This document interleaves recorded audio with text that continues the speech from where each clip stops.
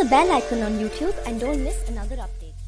அமைதி பேச்சுவார்த்தை அப்படின்னு ஆரம்பிச்சிட்டாலே அங்க பல விசித்திரங்கள் நடக்கும். ஆனா இவ்வளவு நாள் நம்ம வாழ்க்கையில பார்த்ததெல்லாம் அப்படிலாம் ஒரு விஷயமே இல்லடா.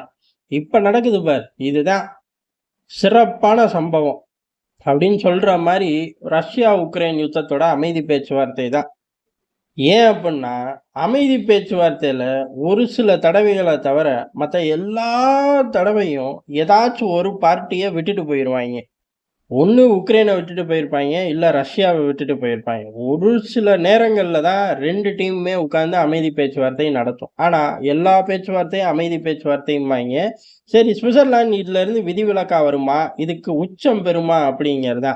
விதிவிலக்கு கிடையாது, உச்சம் பெற்றுருச்சு. ஏன் அப்படின்னா இது அமைதி பேச்சுவார்த்தையே இல்லையே அப்படின்னு சொல்லிட்டார்கள். யார் சொன்னா அப்படின்னா பிராந்திய வல்லரசு. முதல்ல இது சுவிட்சர்லாண்டில் நடக்கிறது மிகப்பெரிய, உலகத்தில் இதுவரை நடந்த அமைதி பேச்சுவார்த்தையில மிக பெருசாக பார்க்கப்பட்டுச்சு.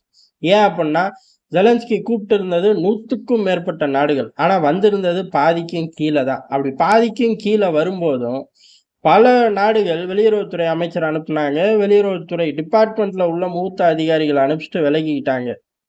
இது எல்லாம் எதிர்பார்த்த ஒன்று தான். இந்தியா கூட பிரதம மந்திரியோ வெளியுறவுத்துறை அமைச்சரோ போல, வெளியுறவுத்துறையில உள்ள உயர் அதிகாரிகளை அனுப்பிச்சிட்டு உட்காந்துட்டோம். இந்த மாதிரி பல நாடுகள் செஞ்சாங்க. இதுல முக்கியமா எதிர்பார்க்கப்பட்டது பைடன் வராரா இல்லையான்னு தான். பைடனே வரல. அண்ணனே வராட்டி எப்படி அப்படின்னா கமலா ஹாரிஸை அனுப்பிச்சு வச்சிட்டார். அங்கேயே அமைதி பேச்சுவார்த்தை டம்மி ஆயிடுச்சு. இதுக்கு முன்னாடியே டம்மி ஆனது எங்க அப்படின்னா ரஷ்யாவுக்கு அங்க இடமே இல்லை. கடைசியில அமைதி பேச்சுவார்த்தை ஆரம்பிச்சதுக்கு அப்புறம் அமைதி பேச்சுவார்த்தைங்கிற வார்த்தைக்கே அங்க இடம் இல்லாம போயிருச்சு. ஏன் அப்படின்னா பிராந்திய வல்லரசு ஜெர்மனி சொல்லிருச்சு, அமைதி பேச்சுவார்த்தையா, இது அமைதி பேச்சுவார்த்தையெல்லாம் கிடையாது. ரஷ்யா உக்ரைன் யுத்தத்தை நிறுத்தலாம் நாங்க இங்க கூடி இருக்கல. நாங்க கூடி இருக்கிறது இது ஒரு அணு ஆயுத யுத்தமா மாறாம பாத்துக்கணும்.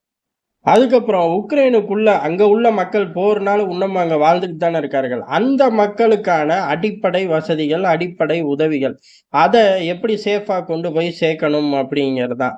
அடுத்த கட்டமா இந்த யுத்தத்தினால உணவு பாதுகாப்புக்கு ஒரு சவாலா மாறிடக்கூடாது. அப்போ உக்ரைன்ல உள்ள கோதுமையை வெளியில கொண்டு வரதோ, இல்ல ஐரோப்பால உள்ள கோதுமைகளை வெளியில கொண்டு வரது, இதை நோக்கி போறாங்க. சொந்த பிரச்சனைக்கு நோக்கி போறார்கள். ரெண்டுமே சொந்த பிரச்சனை தான். அணு ஆயுத யுத்தமா இருந்தாலும் ஐரோப்பா தான் மாட்டிக்கும். அதே மாதிரி இந்த உணவு பாதுகாப்பு பிரச்சனை இதுல சிக்கிச்சு அப்படின்னா ஐரோப்பா தானே முதல்ல மாட்டும். இது ரெண்டும் சொந்த பிரச்சனை. நடுவுல எதையாச்சும் சேர்க்கணும்ல, நடுவுல சேர்க்கறது தான் அங்க உள்ள மக்களுக்கு உதவி செய்கிறோம் அப்படின்னு. அமைதி பேச்சுவார்த்தையே இல்லை அப்படின்னு பிராந்திய வல்லரசு ஜெர்மனி சத்தியம் பண்ணதுக்கு அப்புறம் வேற யாருக்கிட்டையும் நம்ம சத்தியம் கேட்க தேவையில்லை. ஏன்னா அங்கேயே முடிஞ்சு போச்சு, அமைதி பேச்சுவார்த்தை இல்லை அப்படின்னு. அப்புறம் ஏன்டா மகராசனுங்களா கூட்டினீங்க அப்படிங்கிற கேள்விக்கும் பதில சொல்லிட்டு போயிட்டாங்க. அமைதி பேச்சுவார்த்தை கிடையாது, அணு ஆயுத தாக்குதல் வரக்கூடாது, அதுலதான் நீ உஷாரா இருக்கேங்கிறது தெரிஞ்சு போச்சே. என்னைக்கு ரஷ்யா அணு ஆயுதத்தை வெளியில எடுத்துச்சோ அதுல இருந்தே சரண்டர் மனநிலைக்கு எல்லா தலைவர்களும் வந்துட்டார்கள்.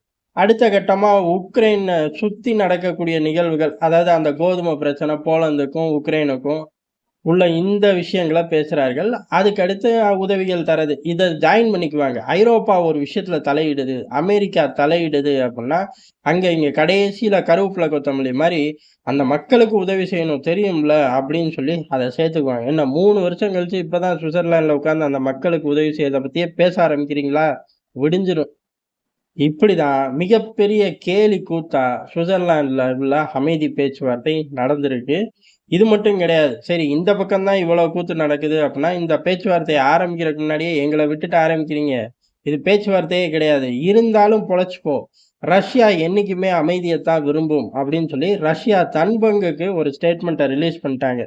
ரஷ்யா போரை நிறுத்த தயார், இதெல்லாம் நீ செஞ்சுட்டா முடிஞ்சு போச்சு அப்படிங்கிறதான். பிடிச்ச 4 பிராந்தியத்துல இருந்து உடனடியாக உக்ரைன் ராணுவம் விலகிக்கணும், ஆயுதங்களை போட்டுட்டு. அப்ப என்ன அர்த்தம், ரஷ்யாவுக்கும் சொந்தம் அப்படின்னு ஒத்துக்கிட்டு ஓடி போயிருங்கடா அப்படின்னு அர்த்தம். 2வது முக்கியமான விஷயம் அப்படிங்கிறது ரஷ்யா மீது போடப்பட்ட தடைகளையும் எடுத்துடணும். 3வது விஷயம் அப்படிங்கிறது உக்ரைன் நேட்டோல இணையக்கூடாது. அவ்வளவுதான். இந்த 3க்கும் உறுதி கொடுத்துட்டு இமீடியட்டா இம்ப்ளிமெண்ட் பண்ணிடு. உறுதியெல்லாம் கிடையாது, இமீடியட்டா இம்ப்ளிமெண்ட் பண்ணிடு. ஆட்டோமேட்டிக்கா பேச்சுவார்த்தை டேபிள்ல உட்காந்து முடிச்சுக்குவோம் அப்படிங்கிறதான். என்ன ஒண்ணு, இப்ப இதை பூரா எழுதி கடைசியில உட்காந்து கையெழுத்து போடுவோம், அவ்வளவுதான் ரஷ்யாவோட நிலைப்பாடு. இதை செஞ்சீங்கன்னா உடனடியாக யுத்தம் நின்றுமே அப்படின்னு சொல்லி ரஷ்யா சொல்லிட்டு போயிருச்சு. எது சுவிட்சர்லாந்து பேச்சுவார்த்தை ஆரம்பிக்கிறதுக்கு முன்னாடியே இந்த டிராஃப்ட்டை தூக்கி வீசிட்டார்கள்.